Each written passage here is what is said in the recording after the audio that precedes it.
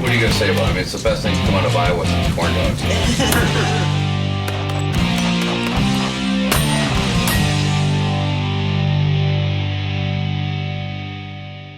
All right, we're gonna shoot the Smith & Wesson Model 41. So if you have a Browning Buckmark or a Ruger Mark III and you're thinking, what's a step up from that? It's this. These are just tack drivers. They are awesome target 22. So, you know, if you're looking to step up your 22 game, either seek out a little company called Valkortsen or look into one of these.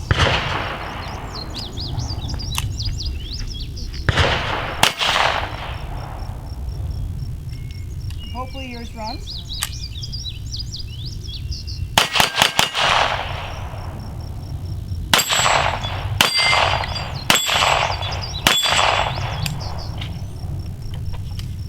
Lock back on the empty mag, but other than that, let's try another one.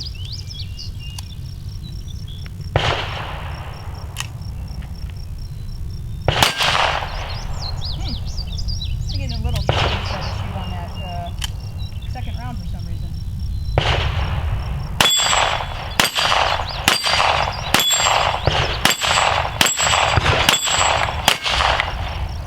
Awesome. It's just super fun to shoot. It's a great little gun. I mean, it barely feels like it's moving when you shoot it. Just boom, boom, boom, boom, boom. Smith & Wesson 41. This is a gun with a lot of history and very good, well-deserved history.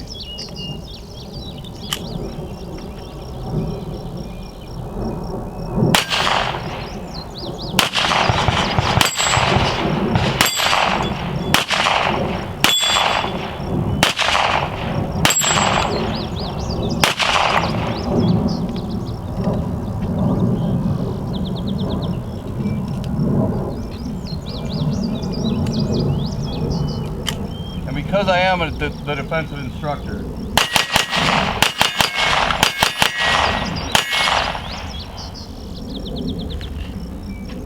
a lot of people might not think you want to use a 22 for defense, but I don't really see why you wouldn't.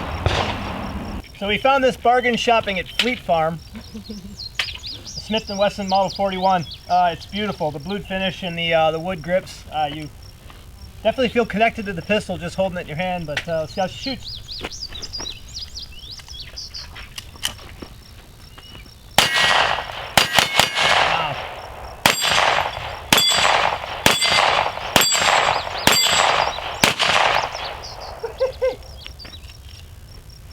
That's too much fun. Frankly, the gun shoots itself.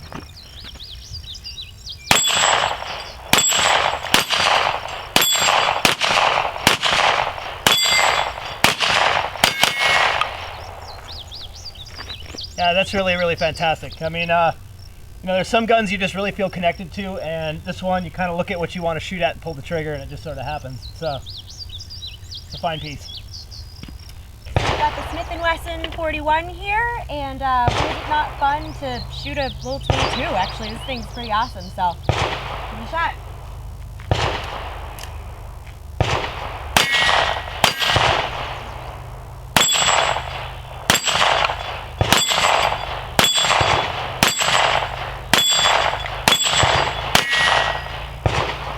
Wow, this is a fun gun. This really is.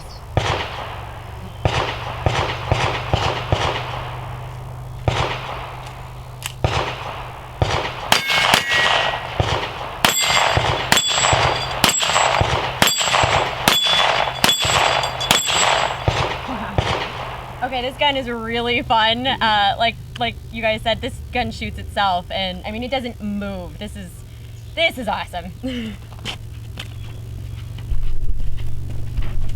So we just shot the Smith & Wesson Model 41. It's a single action target pistol. I believe it came out in the 50s. You know, 22 LR, of course. It's just an awesome little plinking gun.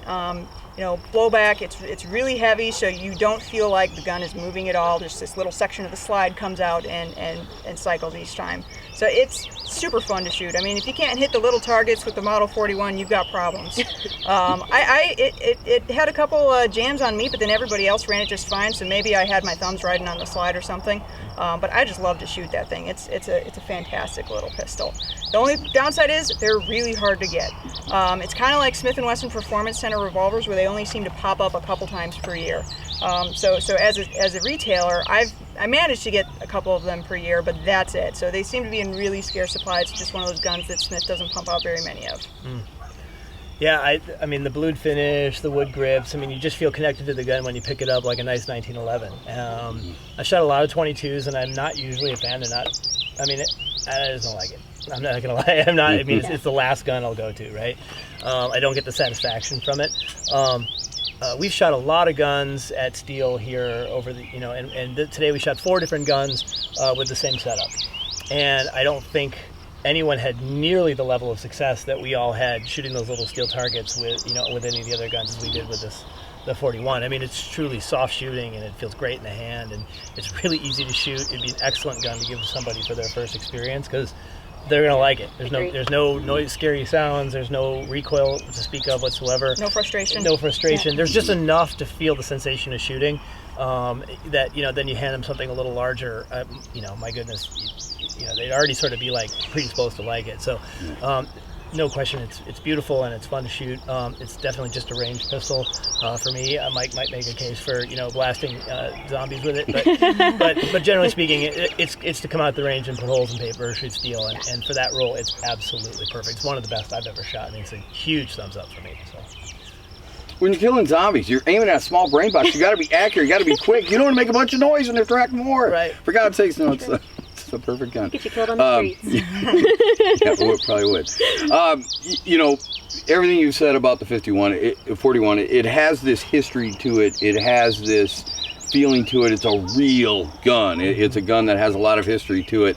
I look at like these really high-end target guns, like the Valkortsons and stuff, and they're super cool, but it's like they were making a gun just as good 50 years ago that has a lot of history and tradition and weight to it, and just this kind of the beauty of machining and mechanics. So I think that this gun is particularly special in that it is borderline antique, particularly in its design. It's very old in its design, but can still compete with any modern target gun out there, and without fancy sights and without gussing it up. I mean, just put out there, and I have a hard time with target sights, black on black, so I might make a change there with a little bit of fingernail polish probably, but I mean, you just can't miss with it. And I did mention it, when I shot it as a defensive gun. Is it my first choice? No, of course not. No, I mean, is it my second, third, fourth? No.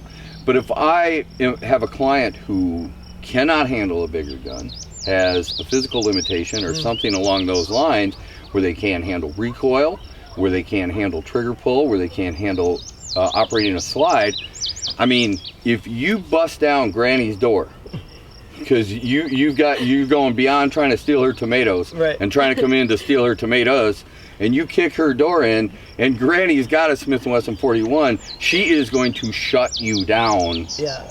Absolutely 100% guaranteed. She's going to get all 10 on target. Yeah, she's going to put all 10 on target. So, hey, they may be 22s, but 40 times 10 is 400. Right. So that pretty much is a Lapua right there. Right, just 1/10 at a time. So if you can put all the targets, all the shots on target quickly, who cares how big the caliber is? It's going to have that effect. Yeah, so absolutely. again, is it you going to carry a 41, or should we rearm all the police with 41s? Probably not. No.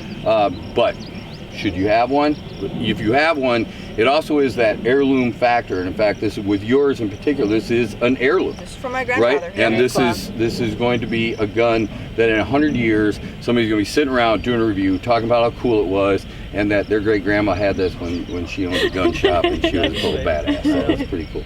Cool, Kristen. Kate, I didn't know you were hiding this thing for me. This thing's fun. I haven't shot a lot of 22, so this was really fun. I mean, the gun doesn't move, so I mean, defensive, I don't know, but I mean, to come out and just plink some steel and stuff, and totally agree. I would love to take some people out who are very intimidated to come shoot guns for the first time. Girls, guys, they're just, this is a great first gun to come take somebody out to the range with. I say thumbs up for sure on this gun. And that grip on it too, it, like you said, it just really kind of melts in your hand. Like, very fun, comfortable, good gun to shoot. Awesome. Thumbs up all around again? Thumbs up all the way. Thumbs up all around. Very cool. All right, so one last time in this go-around today, we're going to talk about Riley Defensive Training, armsandarms.com, and Hawkeye Ordnance, of course. You can find all of us on the internet and Facebook and all those great places, so look for us there. Thank you all so much, and God bless.